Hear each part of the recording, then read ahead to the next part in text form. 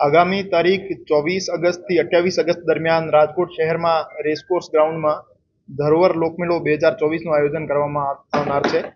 જાહેર જનતાને કોઈ તકલીફ ના પડે અને લોકમેળા દરમિયાન કોઈ અનિચ્છનીય બનાવ ના બને તે માટે જાહેર જનતાને નીચે મુજબની અપીલ કરવામાં આવે છે. આ વખતે એન્ટ્રી અને એક્ઝિટ બે અલગ અલગ સેગમેન્ટના ગેટ નક્કી કરવામાં આવેલા છે. ગેટ નંબર 1 જે ફનવર્લ્ડની બાજુમાં છે અને ગેટ નંબર 4 જે રમેશભાઈ પારેખ ઓપન થિયેટરની પાછળ આવેલ છે એમને એન્ટ્રી ગેટ તરીકે નક્કી કરવામાં આવેલ છે. અને ગેટ નંબર 2 જે પોલીસ હેડક્વાર્ટર સર્કલની બાજુમાં આવેલ છે અને ગેટ નંબર 3 જે જૂના એનસીસી ચોકની બાજુમાં આવેલ છે એમને એક્ઝિટ ગેટ તરીકે નક્કી કરવામાં આવેલ છે. આ વખતે ઇમરજન્સી ગેટ પણ ડેઝિગ્નેટ કરવામાં આવેલા છે.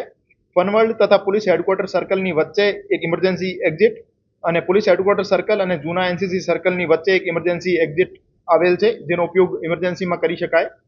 અને રેસકોર્સ ગ્રાઉન્ડમાં ઇમરજન્સીમાં બહાર જવાનું થાય તો ગ્રાઉન્ડની ચારેય બાજુ ઇમરજન્સી ગેંગવે બનાવવામાં આવેલ છે.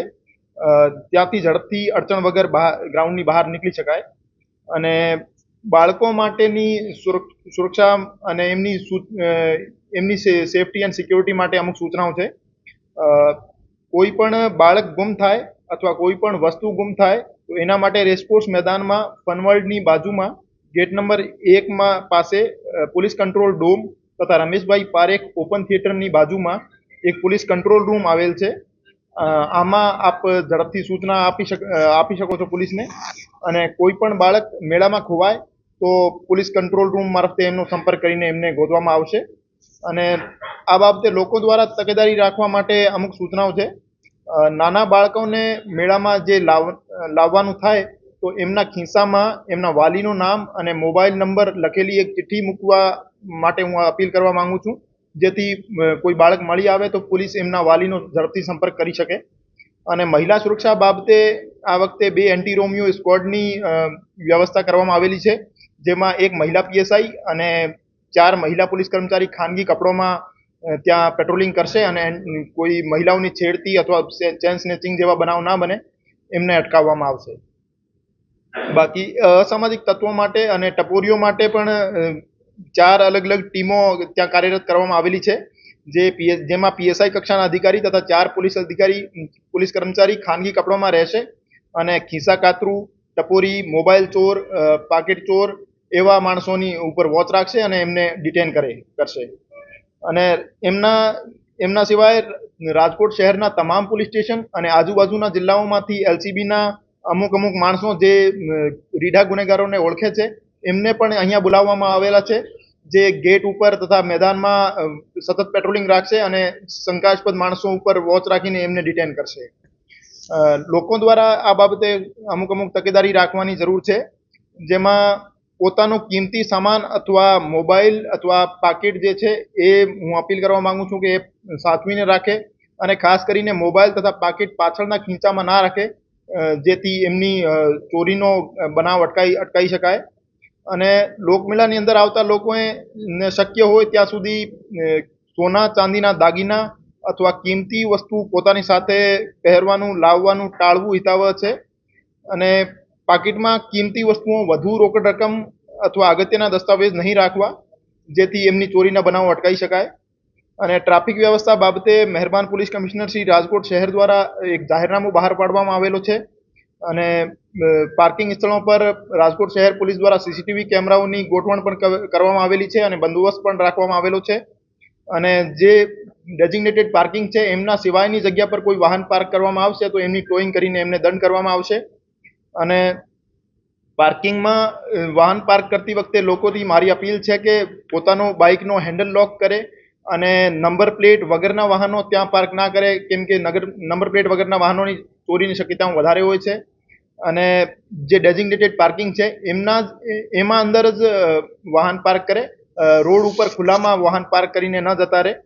એમના સિવાય અમુક બાબતો છે જેનાથી હું જાહેર જનતાને વાકેફ કરવા માંગુ છું. ગેટ નંબર 2 જે પોલીસ હેડક્વાર્ટરની બાજુમાં છે, આમાં એક હેલ્થ કેમ્પ માટેનો ડોમ આવેલો છે, તો કોઈ પણ મેડિકલ ઇમરજન્સી કોઈને થાય તો ત્યાં સંપર્ક કરી શકાય. મેળા દરમિયાન કોઈ પણ પ્રકારની અફવા ઉપર ધ્યાન આપવું નહીં અને કોઈ પણ બાબતથી પેનિક થવું નહીં. કોઈ પણ એવી અનબનાવ સંબંધી કોઈ બાબત આપના ધ્યાનમાં આવે તો પોલીસનો તરત જ ધ્યાન દોરવાનું. અને રેસકોર્સ ગ્રાઉન્ડમાં ચારો કોર્નર ઉપર એક ફાયર ફાઇટર અને એક એમ્બ્યુલન્સની વ્યવસ્થા કરવામાં આવેલી છે. અને લોકમેળા દરમિયાન કોઈ પણ આગનો અથવા કોઈ પણ કન્ટિન્જન્સીનો બનાવ બને તો કંટ્રોલ રૂમ તરફથી જે સૂચનાઓ આપવામાં આવે એમનો સાંભળીને એમનું અવશ્ય પાલન કરવાનું રહેશે. અને ગ્રાઉન્ડમાં ભીડ ના વધે એના માટે ગ્રાઉન્ડની બહાર રેસકોર્સ રોડ ઉપર હોલ્ડિંગ એરિયા પણ બનાવવામાં આવેલા છે. હોલ્ડિંગ એરિયામાં ભીડને નિયંત્રણ કરવા માટે આપને જે પણ સૂચનાઓ આપવામાં આવે પોલીસ દ્વારા તો એમને પૂરેપૂરો સહકાર આપવો. અને મેળાની જગ્યામાં ભીડ ઓછી થાય એના માટે ત્યાં બહાર હોલ્ડિંગ એરિયામાં લો એન્ડ ઓર્ડરના ઇસ્યુ ક્રિએટ નહીં કરવા માટે હું આપને અપીલ કરવા માંગુ છું. આ બાબતે જે લોકલ એસડીએમ છે, લોકલ કલેક્ટર સર છે, એમનો નિર્ણય કરવાનો બાકી છે. આના તરફથી આપને લોકોને સૂચિત કરવામાં આવશે. ફ્રી ફ્લો કરતી ક્રાઉડને મેનેજ કરવાનો વધારે ટફ હોય છે અને સેગ્રિગેટેડ અને ટુકડામાં વહેંચેલી ક્રાઉડને મેનેજ કરવાનો ઇઝી હોય છે. એવો આ બાબતે ડિઝાસ્ટર મેનેજમેન્ટ સંબંધી જે એક્સપર્ટ છે એમના પણ સલાહ લેવામાં આવી છે. અને એમનો ઇમ્પ્લિમેન્ટેશન ગ્રાઉન્ડ ઉપર તમે જોશો તો આપને ખ્યાલ આવશે કે ભાઈ કેવી રીતે વધારે સારી રીતે મેનેજ થાય છે. નહીં, આમાં રાજકોટના મેળાની જ્યાં સુધી વાત છે, આમાં 10 થી 12 લાખ લોકો આવે છે. એમના પાસે કુંભ મેળાઓનો જેમાં 2 થી 3 કરોડ રોજની જનતા આવે છે એવા મેળાઓનો બંદોબસ્ત કરવાનો અને એમનામાં ક્રાઉડ મેનેજ કરવાનો અનુભવ હોય છે. ગ્રાઉન્ડના અંદર 14 વોચ ટાવર લગાવવામાં આવેલા છે. અને આના સિવાય રેસકોર્સની ઉપર બહારની રોડ ઉપર પણ વોચ ટાવર ગોઠવવામાં આવશે. અને સીસીટીવી ગ્રાઉન્ડના અંદર ટોટલ 57 અત્યાર સુધી સીસીટીવી કેમેરા લગાવવામાં આવેલા છે. અને આના સિવાય પાર્કિંગની જગ્યામાં પણ સીસીટીવી કેમેરાથી કવર્ડ છે. અને આના સિવાય ડ્રોન કેમેરાથી પણ સુપરવિઝન થશે અને ક્રાઉડનો મેનેજમેન્ટ થશે. દર વર્ષે આ સાતમ આઠમનો જે મેળો થાય છે અને જનરલી આપણે જે પાર્કિંગ પ્લેસીસ દર વર્ષે હોય છે એ જ છે, પણ છતાં પણ હું રેડિયો ફ્રેન્ડ્સ માટે બોલી દઉં છું. હું આ જે પાર્કિંગ પ્લેસની જે વિગત છે એ આપણા પત્રકાર જે ગ્રુપ છે એમાં પણ મૂકીશ. આ ચૌધરી હાઈસ્કૂલ ગ્રાઉન્ડ છે 2 વ્હીલર અને 4 વ્હીલર પાર્કિંગ માટે. સર્કિટ હાઉસ સામે મેમન બોર્ડિંગનું ગ્રાઉન્ડ છે એ છે બીજું. ત્રીજું છે એસબીઆઈ બેંક સામે શારદા બેંક પાસેનું ગ્રાઉન્ડ છે. નવી કલેક્ટર કચેરી સામેનું ગ્રાઉન્ડ છે. સર્કિટ હાઉસ સામે આકાશવાણીની દિવાલ છે ત્યાં પાર્કિંગ છે. નહેરુ ઉદ્યાન બહુમાળી ભવન સામે છે parking. Bal Bhavan main ગેટથી art gallery સુધીના રોડ ઉપર પાર્કિંગ છે. કિશનપરા ચોક એજી ઓફિસની દિવાલ પાસે છે. કિશનપરા ચોક સાયકલ શેરિંગ વાળી જગ્યાએ પાર્કિંગ છે. જૂની કેન્સર હોસ્પિટલનું જે ગ્રાઉન્ડ છે ત્યાં પાર્કિંગ છે. કેપિટલ હોટલ પાછળનું જે ગ્રાઉન્ડ છે ત્યાં પાર્કિંગ છે. એરપોર્ટ ફાટકથી આમ્રપાલી ફાટક પૂર્વ બાજુનો જે રેલવેનો પટ્ટો છે એને સમાંતર છે ત્યાં પણ પાર્કિંગ છે. આયકર વાટિકા સામે ખુલ્લી જગ્યા પાસે રિલાયન્સના ગ્રાઉન્ડ છે ત્યાં પાર્કિંગ છે. એરપોર્ટ ફાટકથી શ્રેષ્ઠ સોસાયટી પાસે ગુજરાત રાજ્ય સહકારી કૃષિ અને ગ્રામીણ વિકાસ બેંકનું ગ્રાઉન્ડ છે એમાં પાર્કિંગ છે. અને હોમગાર્ડ ઓફિસર કોલોની બહુમાળી ભવન છે એમાં સરકારી વાહનો માટે પાર્કિંગ છે. પત્રકાર મિત્રો માટે જે એસપી રૂરલ સાહેબની જે બંગલો છે એ ગલીમાં આપણે દર વખતે હોય છે ત્યાં જ એમનું પાર્કિંગ છે.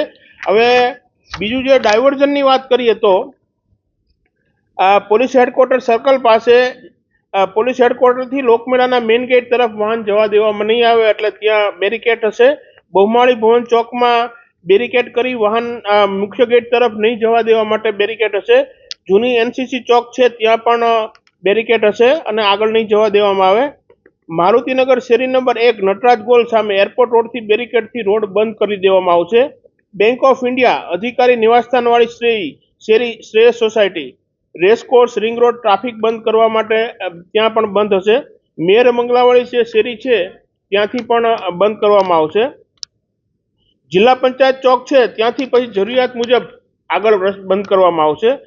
રૂરલ એસપી સાહેબના બંગલાવાળી શેરીના ખૂણે પણ પ્રેસ મીડિયાને આ પાર્કિંગ આમાં આપેલા પ્રેસના કાર્ડ જોઈને જ એમાં આવવા દેવામાં આવશે.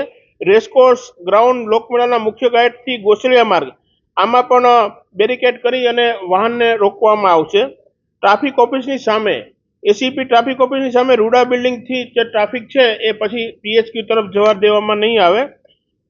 સીઆઈડી આઈબી ઓફિસ વાળો જે ચોક છે ત્યાંથી રૂરલ એસપી સાહેબના બંગલા તરફ વાહન જવા દેવામાં નહીં આવે. સૂરજ એક એપાર્ટમેન્ટ સામે શ્રોફ રોડ ત્યાં પણ ટ્રાફિક બંધ કરવામાં આવશે. ચાણક્ય બિલ્ડિંગ ચોક છે ત્યાંથી બહુમાળી ચોક તરફ વાહન જવા દેવા નહીં આવે. રહેણાંક અને નોકરી કરતા હોય તેઓના આઈ કાર્ડ અને મુક્તિ પાસના આધારે એમને પ્રૂફ જોઈને જવા દેવામાં આવશે. સર્કિટ હાઉસ સામેની શેરી બેરિકેડથી બંધ કરી અને ગેલેક્સી 12 માળ બિલ્ડિંગ તરફ જરૂર જણાય ત્યારે વાહન જવા દેવામાં આવશે, બાકી જવા દેવામાં આવશે નહીં. અને આઈ કાર્ડ અને મુક્તિ પાસ અને રહેઠાણનું પ્રૂફ જોઈને જવા દેવામાં આવશે. અને આઈ કાર્ડ વાટિકા પાસે રિલાયન્સ ગ્રાઉન્ડ છે ત્યાં આટલી જગ્યાએ છે બહુમાળી ભવન ચોક વાહન બંધ કરી બેરિકેડથી બંધ કરી અને બહુમાળી ભવન ચોક તરફ વાહન નહીં જવા દેવામાં આવે. તો આ Amrapali underbridge racecourse ring road ત્યાં જરૂરિયાત જણાય આમ્રપાલી અંડરબ્રિજથી બેરિકેડ કરવામાં આવશે. આ સિવાય બીજું ખાસ કરીને બીજા ફેરફાર નથી, પણ એસટીનો જે રૂટ છે ખાસ કરીને મોરબી અને જામનગર તરફથી જે વાહનો આવે છે તો એના માટે આપણે સાંઢિયા પુલનું અત્યારે કામ ચાલે છે તો એ બંધ છે. તો એના સંદર્ભમાં આપણે એને માધાપર ચોકડીથી રૈયા ચોકડી ઓવરબ્રિજ, રૈયા ચોકડી ઓવરબ્રિજ, ઇન્દિરા સર્કલ, કોટેજા ચોક, મહિલા અંડરબ્રિજથી ટાગોર રોડ, એસ્ટ્રોન ચોક, Virani school, Bharat fast food, Harihar ચોક, યાજ્ઞિક રોડથી એસટી બસ તરફનો રૂટ ગોઠવવામાં આવેલો છે.